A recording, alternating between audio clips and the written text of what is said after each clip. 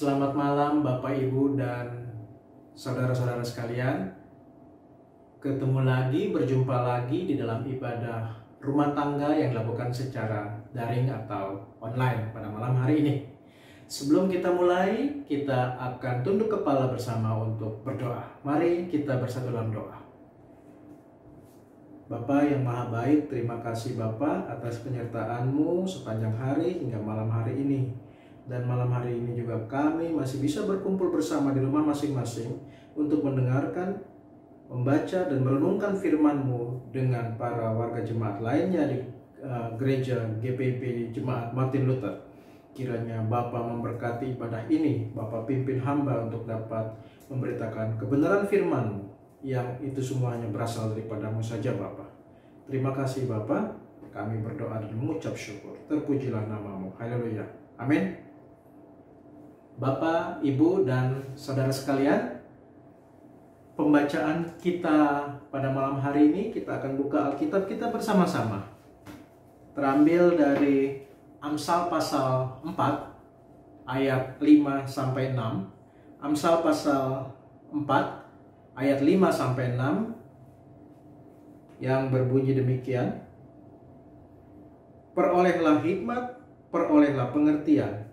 Jangan lupa dan jangan menyimpang dari perkataan mulutku. Janganlah meninggalkan hikmat itu, maka engkau akan dipeliharanya. Kasihilah dia, maka engkau akan dijaganya. Demikian pembacaan Alkitab.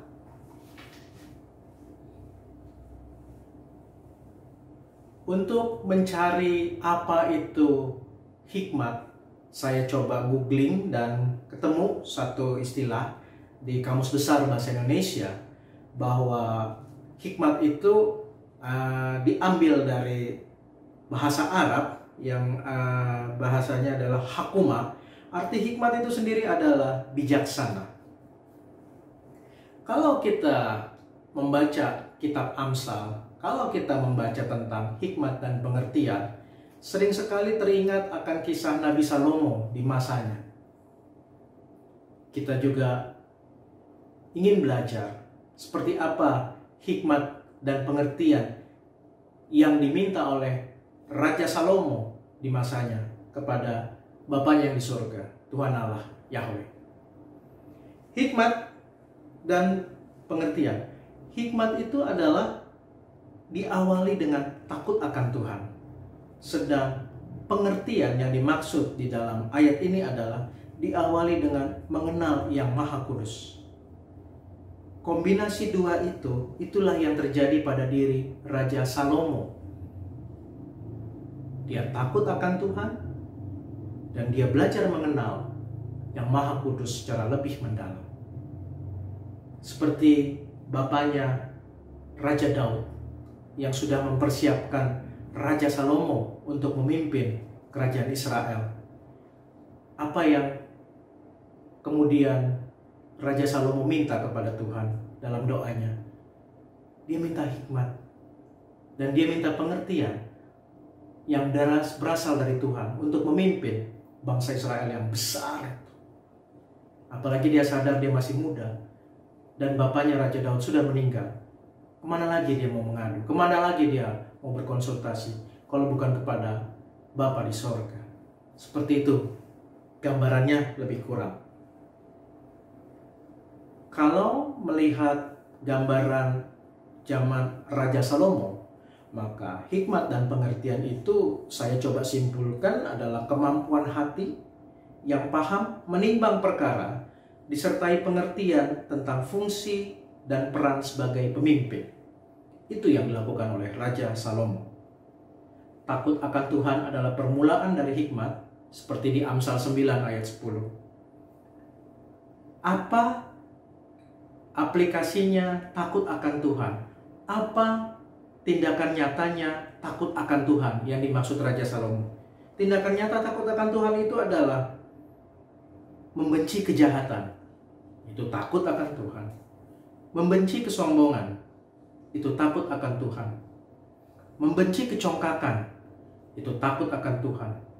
Membenci tingkah laku yang jahat. Itu takut akan Tuhan. Dan membenci tipu muslihat. tipu muslihat. Itu juga takut akan Tuhan. Jadi hal-hal yang tadi kita bicarakan, kita benci akan hal-hal yang itu adalah bentuk nyata dari takut akan Tuhan. Sedangkan kemampuan kita untuk bisa membedakan mana yang baik dan mana yang jahat, itu berasal dari sikap atau perbuatan yang membenci kejahatan, disertai takut akan Tuhan. Kembali lagi dua kombinasi tadi yang sudah diterapkan oleh Raja Salomo, yang bisa kita terapkan pada kehidupan kita hari ini dan seterusnya. Judul perikop kita malam hari ini adalah kiranya hikmat selalu besertamu. Di dalam bacaan kita tadi, hikmat itu diibaratkan sebagai sosok pribadi yang hidup. Kalau kita lihat ayat 6 dari bacaan kita tadi, Amsal 4, janganlah meninggalkan hikmat itu, maka engkau akan dipeliharanya. Kasihilah dia, maka engkau akan dijaganya. Itu yang saya maksudkan tadi, bahwa dalam ayat ini hikmat diibaratkan sebagai pribadi yang hidup.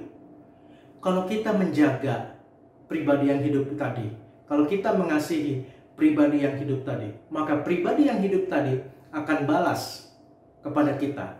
Pribadi yang hidup tadi ialah Allah, sang sumber hikmat. Allah sang sumber hikmat yang akan membalasnya kepada kita. Selama kita menjaga dan mengasihi hikmat, maka Allah sang sumber hikmat, kita bisa baca di Amsal 2 ayat 6, akan memelihara dan menjaga hidup orang yang berpegang padanya. Itu kata kuncinya. Jangan sampai kita melupakan itu.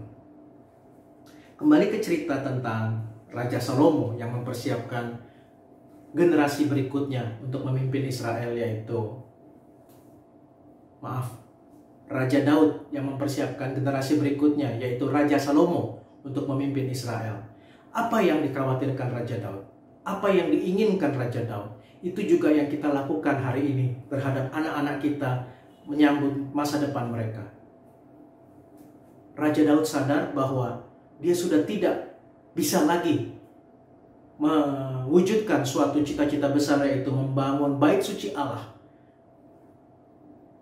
Karena dia sudah mengalami perbuatan yang tidak berkenan kepada Allah.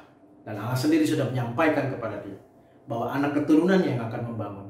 Oleh karena itu dia persiapkan sedemikian rupa Raja Salomo untuk bisa melaksanakan hal-hal itu. Hingga dia wafat, Raja Daud wafat. Raja Salomo lah yang melaksanakan itu. Jadi Raja Daud memberikan bekal kepada Raja Salomo.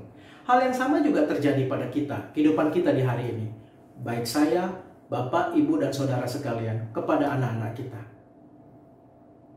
Di tengah masa pandemi COVID yang sangat sulit ini, sangat luar biasa penderitaan yang sedang dialami oleh semua manusia di dunia ini, kita tidak boleh putus harapan. Demi masa depan anak-anak kita, kita harus berjuang, kita harus memberikan contoh, kita harus memberikan teladan. Apa yang bisa kita berikan kepada anak-anak kita di masa sekarang ini? Kita sebagai orang tua bisa memberikan bekal kepada anak kita. Bukan bekal materi, tetapi bekal yang lebih berguna lagi. Ada dua dicatat. Pertama adalah bekal rohani. Kenapa bekal rohani? Dengan bekal rohani, kita bisa membedakan mana yang baik dan mana yang jahat menurut kasih Tuhan. Berdasarkan kasih Tuhan. Saya tekankan berdasarkan kasih Tuhan, kenapa? Agar kita dalam kehidupan beriman kita, dalam kehidupan rohani kita, bisa bergaul dengan banyak orang. Agar kita tidak menjadi orang yang intoleran, merasa benar sendiri, merasa sudah diselamatkan, merasa umat pilihan. Orang lain di luar kita tidak benar, orang lain di luar pemahaman kita salah. orang lain yang menindas kita selalu salah. Ini yang saya coba sampaikan, bahwa harus berlandaskan kasih Tuhan. Justru orang-orang seperti itu yang akan kita doakan, kita bawa dalam doa, agar mereka makin mengenal siapa itu Yesus, apa itu kasih Allah, apa itu keselamatan yang sudah diberikan kepada kita, umat manusia. Itu modal pertama, yaitu modal bekal rohani. Bekal yang kedua adalah bekal untuk memperdalam dan menguatkan iman percaya mereka, anak-anak kita ini, kepada Tuhan Sang Sumber Hikmat. Melalui apa? Melalui pengalaman hidup yang Bapak, Ibu, Saudara, dan saya alami hingga hari ini. Betapa kasih Tuhan terjadi sama kita. Gak usah ngitung yang terlalu tinggi-tinggi. Yang pasti aja hari ini, apa itu? Tuhan masih menjaga kita dari wabah pandemi virus corona. Kalaupun ada di antara kita yang menderita susah karena sudah tidak bisa kerja lagi, karena usahanya bangkrut, karena terjadi pengurangan, atau apapun itu, tetaplah berpengharapan kepada Tuhan. Tetaplah mengucap syukur. Karena apa? Tuhan masih mengasihi kita. Tuhan masih memberi kita nafas kehidupan. Tidak terbayangkan oleh saya, saudara-saudara kita semua yang saat ini sedang berada di rumah sakit, menghadapi ganasnya virus corona. Untuk napas aja, mereka harus bayar. Mereka harus membeli oksigen. Untuk napas saja, mereka harus bayar. Mereka harus dibantu oleh ventilator. Itu kalau dirupiahkan, mahalnya minta ampun. Tetapi apa yang terjadi pada kita? Free. Tuhan memberikan nafas kehidupan, oksigen yang luar biasa kepada kita. Itu baru satu contoh yang paling sederhana yang bisa kita coba yakinkan pada diri kita, pada keluarga kita, pada anak-anak kita. Jadi tadi ada dua bekal yang akan kita berikan kepada anak-anak kita, yaitu bekal rohani. Dan yang kedua adalah bekal untuk memperdalam dan menguatkan iman percaya. Ada pepatah berkata bahwa pengalaman adalah guru yang terbaik. Betul. Tetapi dari cerita ini ada dua hal yang bisa kita petik. Hal pertama yang sifatnya membangun. Hal kedua yang sifatnya kurang membangun. Dua hal atas pengalaman hidup ini. Kalau untuk yang membangun, kita bisa melibatkan anak-anak kita bisa melibatkan keluarga kita dalam banyak kegiatan positif. Kegiatan positif yang saya maksud adalah selama masa pandemi ini, ibadah sudah diperjarang untuk ketemu tatap muka karena protokol kesehatan. Oleh karena itu dilakukan secara daring. Di situ Bapak, Ibu, Saudara, dan saya bisa mengambil peran. Ayo, ajak keluarga, ajak handai tolan, ajak anak-anak untuk beribadah bersama. Ini adalah suatu hal yang positif. Ayo, kalau ada anak-anak ataupun ada pemuda yang punya potensi, misalnya di bidang multimedia, bergabung untuk bisa menyiarkan acara ini dengan lebih baik dan mempersiapkannya dengan lebih baik. Jadi banyak hal-hal positif yang bisa kita lakukan untuk hal-hal yang seperti ini. Lalu kedua, bertemu dengan macam-macam pribadi. Bertemu dengan macam-macam pribadi ini memperkuat. Kalau di perpustakaan namanya stok buku ya. Jadi memperkuat, mereka punya wawasan. Anak-anak ini punya wawasan. Oh, yang seperti ini toh yang baik. Oh, yang seperti ini toh yang jahat. Tidak ada cerita mereka akan kenal yang baik kalau yang dimasuk ke dalam otak mereka, yang dimasuk ke dalam pikiran mereka adalah jahat, jahat, jahat, dan jahat. Bagaimana bisa mereka mengenal yang baik? Atau sebaliknya, bagaimana mereka bisa mengenal yang jahat kalau yang didoktrin terus ke mereka adalah baik, baik, baik, dan baik? Pendampingan dari kita sebagai orang tua kepada anak akan hal ini sangat dibutuhkan supaya anak kita punya wawasan yang luas, supaya anak kita bisa mencontoh teladan yang sudah kita berikan kepada mereka. Oke? Itu tadi pengalaman adalah guru yang baik untuk contoh yang sifatnya menunjang. Contoh sifatnya yang seperti itu. Lalu pengalaman itu akan menjadi guru yang tidak baik kalau kita salah menempatkan posisi kita terhadap anak-anak kita. Apa itu yang salah menempatkan itu? Paling sederhana adalah kita terlalu sering mengintervensi atau mengambil alih setiap keputusan-keputusan penting untuk anak kita. Kita yang ambil alih, bukan melibatkan mereka. Akibatnya apa? Mereka akan semakin bingung. Apa-apa anak kita di backup, apa-apa anak kita harus kita sokong, apa-apa anak kita tidak pernah salah, selalu benar dan selalu benar. Biasanya akan menjadi sifat egois yang muncul. Sifat egois inilah yang menjadi akar masalah di kemudian hari bagi anak-anak kita. Sifat egois inilah asal muasal kenapa kita makin sulit berkomunikasi, kenapa kita makin sulit bergabung dengan anak-anak kita dalam kehidupan mereka hari lepas hari. Kalau kita sudah sadar itu, tentunya kita akan bisa menerapkan hal-hal yang lebih baik lagi kepada anak-anak kita, melibatkan mereka tentunya dengan pendampingan. Masalah arogan kemarin di salah satu Twitter sedang viral, kasus ya antara kita bilang orang berpunya dengan orang yang lebih berpunya. Yang lebih berpunya itu punya sepeda di daerah PIK 2, sepedanya disenggol, dia minta maaf, tapi dengan cara tegur halus, tapi yang menyenggol tidak terima. Sehingga terjadi cekcok, yang punya sepeda juga sudah minta maaf, tetap yang nyenggol malah tidak terima.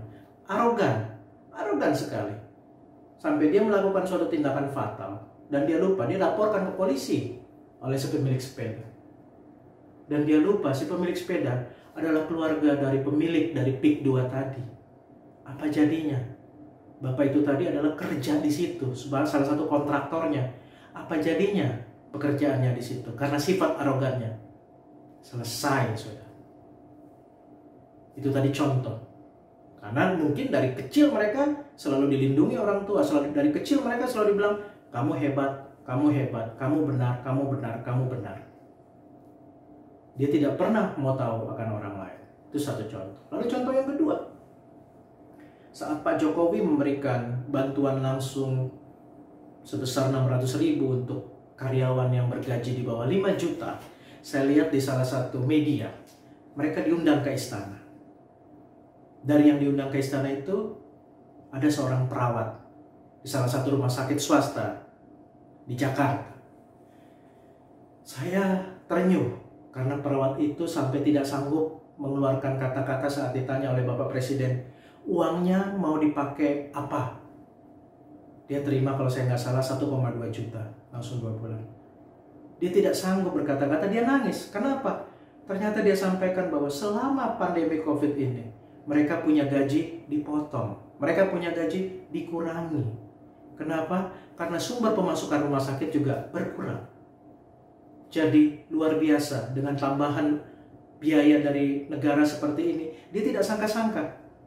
Nah, hal-hal yang seperti itu kalau kita orang tua selalu mencokoki hal-hal yang pesimis, bisa jadi dia tidak punya suatu optimisme atau harapan. Tetapi Tuhan berkehendak lain. Ibu ini salah satu bagian dari yang menerima manfaat.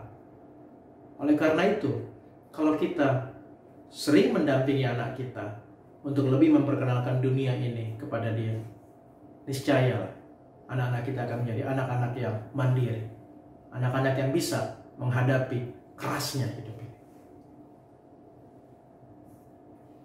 Sebagai penutup dari bacaan kita malam hari ini, ada 3 poin yang akan saya sampaikan. Pertama, melalui pengalaman hidup kita setiap hari, kita makin tahu dan kita makin sadar apa itu hikmat yang berasal dari Tuhan. Yang kedua, mintalah hikmat dan pengertian dari Tuhan dalam setiap doa kita. Mintalah hikmat dan pengertian dari Tuhan dalam setiap doa kita. Dan ketiga, praktekkanlah hikmat dan pengertian yang kita minta itu dalam kehidupan kita setiap hari. Kiranya hikmat Tuhan selalu beserta kita. Amin. Untuk menutup ibadah malam hari ini, kita akan bersatu dalam doa penutup. Kita berdoa. Bapa yang di surga, terima kasih atas penyertaan-Mu dalam ibadah online malam hari ini. Kiranya firman yang sudah kami dengar bisa kami praktikkan dalam kehidupan kami hari lepas hari. Bagaimana kami bisa menjadi teladan yang baik bagi orang-orang di sekitar kami, bagi keluarga kami, bagi sanak saudara kami, dan bagi anak kami. Mampukan setiap dari kami melakukan hal-hal yang berguna bagi banyak orang, dan hal-hal itu menyenangkan hati-Mu ya Bapa. Terima kasih dan terima kasih. Terima kasih atas penyertaan Bapa, perlindungan Bapa teristimewa dari wabah virus corona yang mendunia.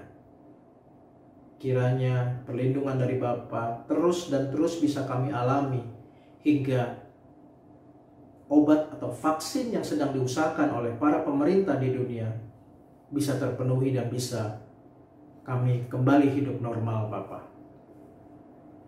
Kami juga teringat akan saudara-saudara kita yang sedang mengalami sakit penyakit, pergumulan.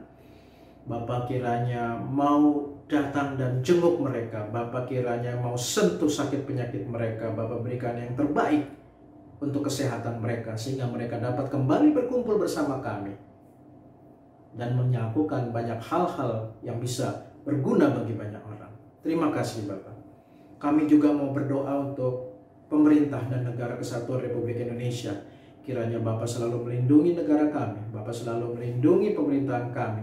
Mulai yang paling dari bawah, RT, RW, lurah, hingga yang paling atas, Presiden, Wakil Presiden, dan para jajaran menterinya. Bapa kiranya berkati mereka, berkati karya-karya yang mereka lakukan, mampukan mereka berkarya untuk guna bagi banyak seluruh warga Indonesia tercinta. Terima kasih Bapa. Terima kasih atas ini semua boleh jadi. Kami panjatkan doa ini hanya di dalam doa yang diajarkan anak-Mu Tuhan Yesus Kristus kepada kami. Bapa kami yang di sorga, dikuduskanlah nama-Mu, datanglah kerajaan-Mu. Jadilah kehendak-Mu di bumi seperti di sorga. Berilah kami pada hari ini makanan kami yang secukupnya, dan ampunilah kami akan kesalahan kami, seperti kami juga mengampuni orang yang bersalah kepada kami. Dan jangan bawa kami ke dalam pencobaan, tetapi lepaskanlah kami daripada yang jahat. Karena Engkau yang punya kerajaan dan kuasa dan kemuliaan sampai selama-lamanya. Amin. Terima kasih dan selamat malam.